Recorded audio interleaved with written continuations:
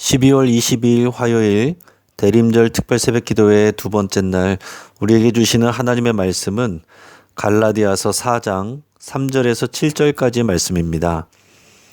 교제, 예수님의 가족이 되다라는 제목으로 말씀의 은혜를 함께 나누겠습니다. 자, 여러분, 홍길동전, 콩쥐와 팥쥐, 신데렐라 이 세 작품의 공통점이 무엇인 줄 아십니까?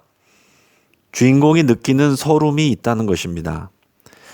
홍길동은 서자 출신으로서 아버지를 아버지라고 부르지 못하고 형을 형이라 부르지 못하는 서름을 느꼈습니다. 콩쥐와 신데렐라는 아버지에게는 친딸이지만은 새엄마가 들어오면서 친딸로서의 사랑을 받지 못한 서름이 있습니다. 홍길동은 미녀를 구해서 결혼하고는 율도국의 왕이 되고 콩쥐는 원님의 아내가 되고 신데렐라는 왕자의 아내가 됩니다. 결국 이 작품들에서 주인공들이 누리게 되는 행복은 높은 벼슬이나 많은 재물이 아니라 누군가의 진짜 가족이 된 것입니다. 하나님이 이 땅에 독생자 예수 그리스도를 보내주신 것은 단지 우리를 불쌍히 여기셔서 구원하시기 위한 것만이 아닙니다.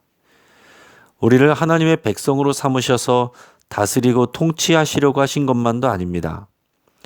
더 중요한 이유는 하나님이 우리를 가족이 되게 하시기 위해서입니다.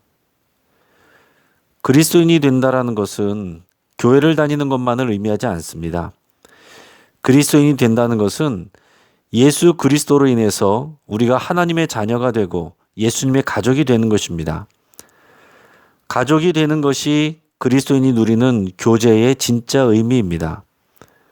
교제, 친교, 이 단어들의 의미는 그냥 단지 친한 교인들끼리 모여서 사이좋게 지내는 것을 말하는 것이 아닙니다. 물론 교인들끼리 가족처럼 지내는 것도 교제입니다. 하지만 더 중요한 것은 진짜 가족이 되는 것입니다. 어느 교회에서 교회 표어를 가정 같은 교회, 교회 같은 가정이라고 정했었습니다. 지금도 이런 표어를 사용하는 교회들이 상당히 많습니다. 그런데 나중에 이 표어를 가정인 교회, 교회인 가정이라고 바꿨습니다. 왜 그랬을까요?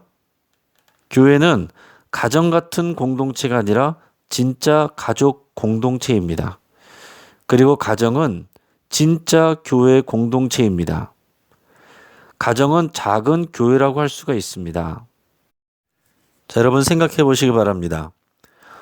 오래된 성도들끼리는 정말 가족처럼 지냅니다. 서로의 사정도 잘 알고 자녀들이 태어나서 성장하는 것도 같이 지켜봤습니다. 그런데 교회가 커지면서 새로운 성도들이 많아집니다. 그러다 보면 낯설게 느껴지는 성도들이 많아지는 것입니다. 구역이나 공동체 안에 그렇게 낯설은 성도들이 많아지면 낯가림을 하는 사람들이 많이 있습니다. 그리고 원래부터 가족처럼 지낸 성도들과 자연스럽게 가깝게 지냅니다. 그러다 보면 끼리끼리라는 비판을 받기도 합니다. 여러분, 우리는 이것을 알아야 됩니다. 오랜 시간 동안 같이 지내서 같은 추억을 많이 공유하고 있어서 가족처럼 지내는 것은 믿음이 아니라 인정입니다. 하지만 그리스도인이 가족이 되는 것은 예수 그리스도 때문이고 인정이나 감정을 넘어서서 믿음으로 가족이 되는 것입니다. 우리도 예수님을 오랜 시간 동안 알고 지내서 가족이 되는 것이 아니라 오직 믿음 때문에 예수 그리스도 때문에 예수님의 가족이 되고 하나님의 가족이 되는 것입니다. 자, 예수님이 이 땅에 오시기 전까지 사람들은 어떤 상황이었습니까? 오늘 본문의 3절 말씀입니다. 이와 같이 우리도 어렸을 때에 이 세상의 초등학문 아래에 있어서 종노릇하였더니 아멘. 그들은 모두 이 세상의 초등학문 아래에서 종노릇하였습니다. 이 초등학문에는 로마 사람들이 믿은 점성술을 비롯해서 유대인들이 소중히 여겼던 율법도 포함됩니다. 갈라디아 교회에는 유대인들도 있었고 헬라인들도 있었습니다.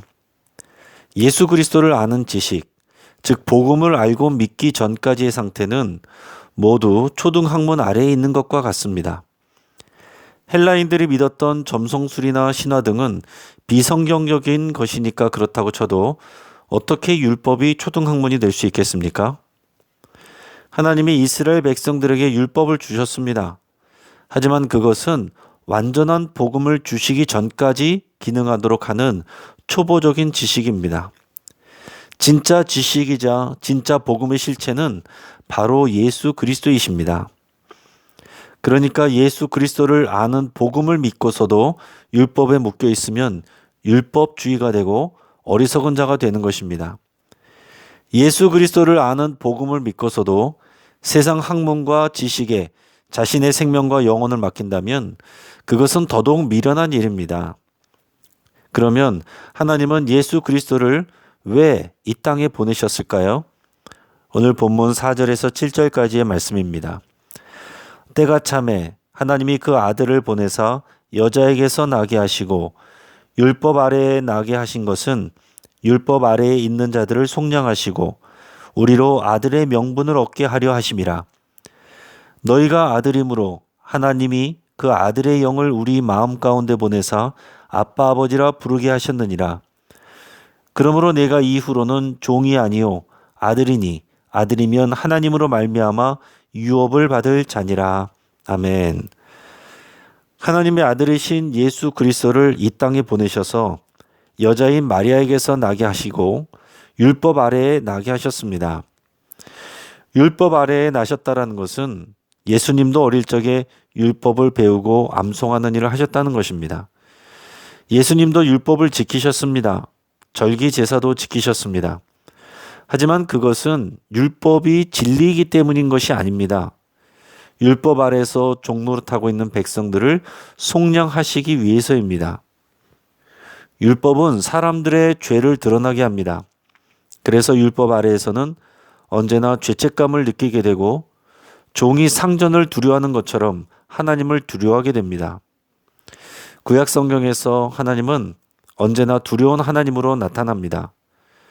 하나님이 임재하시는 장면은 항상 지진과 불과 연기와 뇌성과 벼락이 나타나서 사람들은 극심한 두려움에 빠지게 됩니다.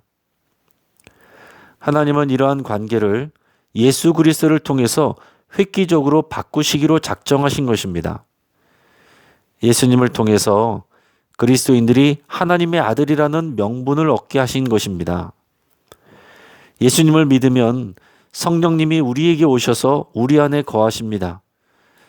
그리고 우리가 하나님을 아빠 아버지라고 부를 수 있게 하십니다. 우리가 하나님을 아버지라고 믿음으로 부를 수 있다면 그것은 성령님이 감동 주셨기 때문에 할 수 있는 일입니다. 어떤 종교도 자신이 믿는 신을 아버지라고 부르는 경우는 거의 없습니다. 옛적에 왕들이 자기 자신을 신의 아들이라고 스스로 표현하기는 했습니다.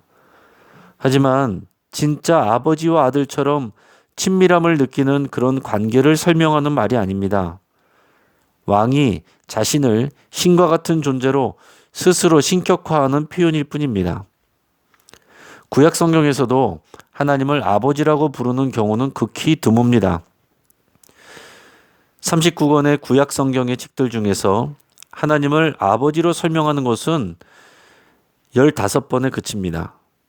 그것도 다윗과 같은 특별한 인물들에 한해서 사용되었고 다윗과 같은 이도 평상시에 나의 아버지라고 부르지는 않았습니다. 그러면 하나님이 예수님을 이 땅에 보내신 이유가 무엇입니까?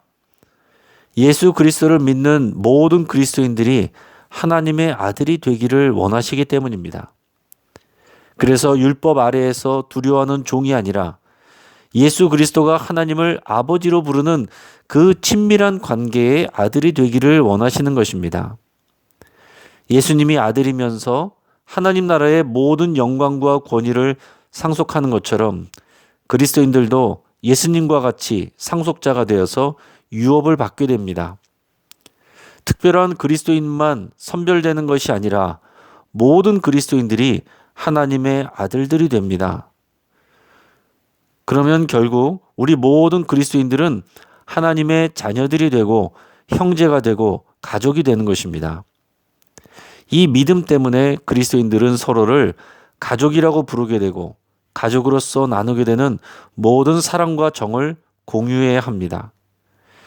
그리스도인의 교제는 그리스도인들이 받은 특권이요 하나님의 특별한 선물입니다. 사랑하는 성도 여러분, 성탄절을 기다리는 것은 곧 우리가 예수님의 가족이 됨을 믿고 고백하는 것과 같습니다. 하나님의 자녀가 되고 예수 그리스도의 형제가 되고 우리 서로가 가족이 되는 것입니다. 그저 친하게 지내면 좋고 아니면 말고가 아닙니다. 예수님의 가족이 되는 것은 하나님이 그 아들의 생명의 값을 지불하신 특권이자 선물임을 마음에 새길 수 있길 바랍니다. 그리고 예수님의 가족으로 서로 교제하기를 소망하고 힘쓰시기를 주의 이름으로 축복합니다. 이제 함께 기도하겠습니다. 우리가 하나님의 자녀이고 예수님의 가족인 것을 감사드릴 수 있길 바랍니다. 교회 성도들이 남이 아니라 우리의 영적인 가족인 것을 믿고 감사할 수 있길 바랍니다. 영적인 가족으로서 그리스도인의 교제에 힘쓰기로 우리가 함께 결단하며 기도하겠습니다. 우리 영신교회 성도들 가운데 있는 모든 담이 허물어지고 영적인 가족으로서의 교제가 풍성해지기를 위해서 함께 기도하겠습니다. 새가족들과 초신자들이 공동체 안에서 진정한 사랑과 돌봄을 받을 수 있기를 위해서 함께 기도하겠습니다. 23일부터 수도권에서는 5인 이상 사적인 모임이 금지됩니다. 우리 모든 성도님들이 몸은 멀어지되 마음은 더 가까워지는 시간들이 될 수 있도록 우리가 함께 특별히 기도하겠습니다.